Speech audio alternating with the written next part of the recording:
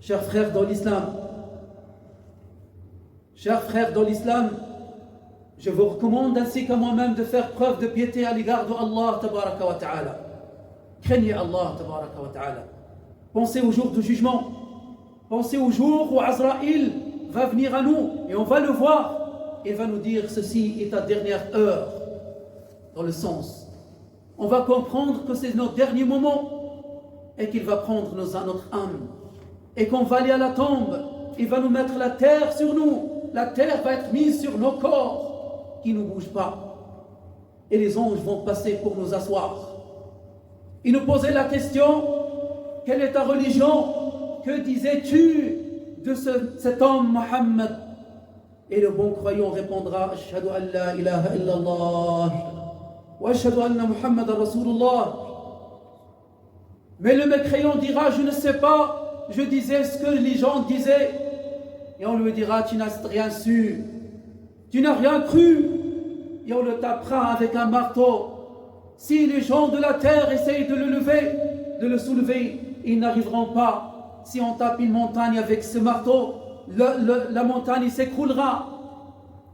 Et il ne criera que tout seul. Les humains et les djinns n'entendront pas sa voix, mais les animaux et autres entendront la voix de cet homme crier. Imagine, mon frère, quand tu diras dans la tombe, voici ta place dans l'enfer, qu'est-ce que tu souhaiterais à ce moment? Je souhaiterais revenir à cette vie, faire les obligations, éviter les péchés, pleurer pour mon sort, pleurer pour les péchés que j'ai faits auparavant, pleurer sur ma demeure, où je serai au paradis ou en enfer. On a reproché à un homme un jour, on lui a dit, mais tu pleures beaucoup. Et cet homme pleurait pour l'au-delà, pleurait pour la crainte de Allah Ta'ala. Par crainte. On lui a dit, mais tu pleures beaucoup. Il a dit, si je savais que le sang pouvait me soulager de mes péchés, j'aurais pleuré même du sang. Ces gens-là savaient à quoi s'attendre ce jour-là, savaient à quoi s'attendre le jour du jugement, dans la tombe. Alors ils ont pris la bonne décision de se repentir à Allah tabaraka wa ta'ala. Ils ont pris la bonne décision de passer la majorité de leur temps dans l'adoration de Allah tabaraka wa ta'ala. Nous demandons à Allah ta'ala de nous pardonner. Nous demandons à Allah ta'ala de faire en sorte que notre demeure soit le paradis et qu'on aille la bonne nouvelle par les anges de la clémence lors de la mort. Amin. Nous parlerons, Inch'Allah ta'ala, de Zakat al-Fitr. La Zakat qu'on paye le jour de l'Eid après Ramadan. Ça s'appelle aussi la Zakat du corps. Elle est obligatoire sur toi et ceux qui sont à ta charge. Tes parents, s'ils sont pauvres, tu dois aussi payer la Zakat pour eux parce que c'est toi qui es en charge de leur subsistance.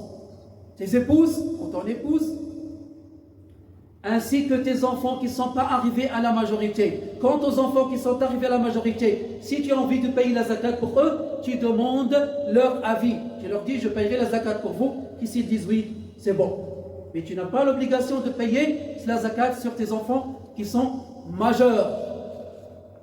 C'est valable de payer la zakat avant l'Eid. C'est valable. Mais c'est sunnah de la payer avant la prière de l'Eid. Parce que le prophète sallallahu alayhi wa sallam a dit dans un hadith qui est dans le sens, donnez-leur la zakat, comme ça leur suffit pour ne pas être obligé à demander aux gens le jour de l'Eid. Malheureusement, dans beaucoup de nos pays musulmans, les gens demandent, même si tu leur donnes 1 millier de la devise de ce pays, qui est suffisante pour plusieurs jours, tu le trouveras 5 minutes, même après la prière de l'Eid, en train de demander. Mais parce que le cœur est devenu malade, parce que le cœur même des pauvres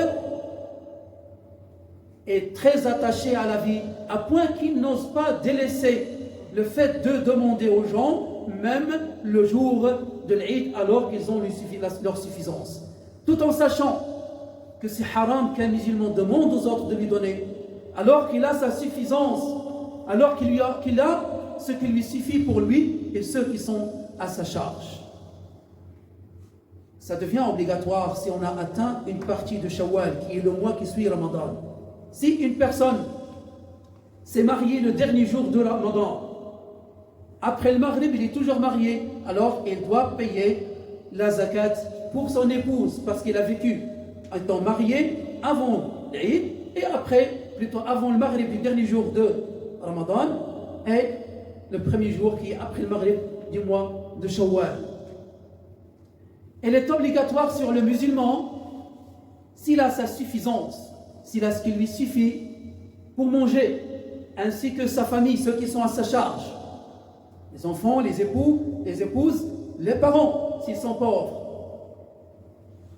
ainsi que leurs habits, et ainsi qu'un toit où ils se logent, même si cela est en location. Ce n'est pas obligatoire qu'ils aient un loyer, ou plutôt une maison, ou une villa, ou un endroit où ils habitent qui est à eux. Et sachez mes frères que c'est déconseillé de retarder la zakat jusqu'après la salat de l'Eid. Il faut la donner avant.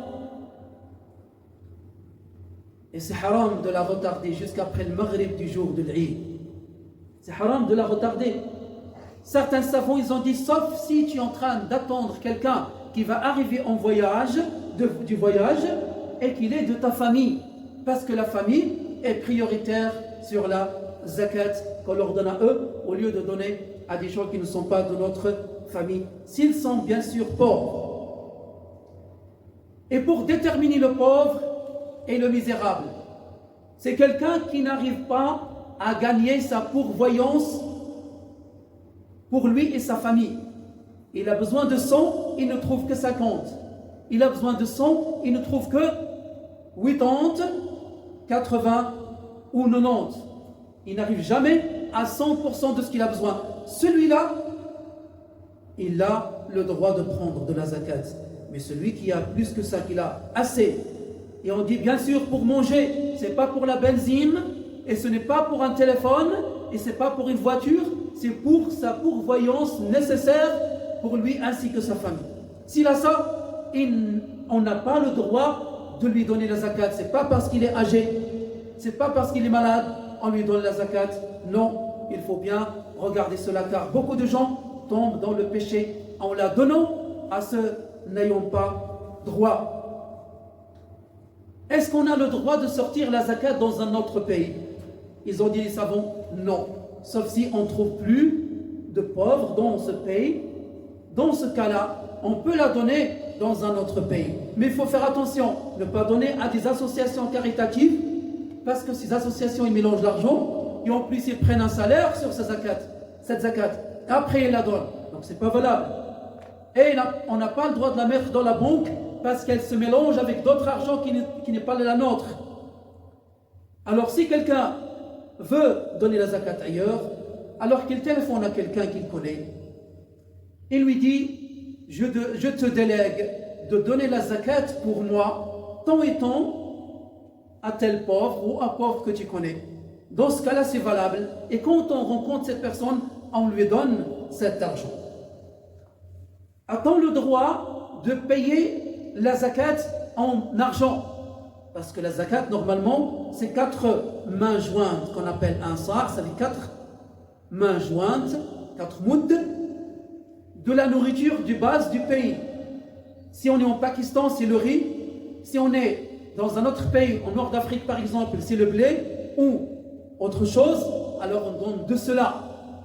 Les 3 imams, Malik, Shafi'i et Ahmed, ils ont dit on n'a pas le droit de donner en argent, il faut la donner seulement par de la nourriture de base du pays où on vit.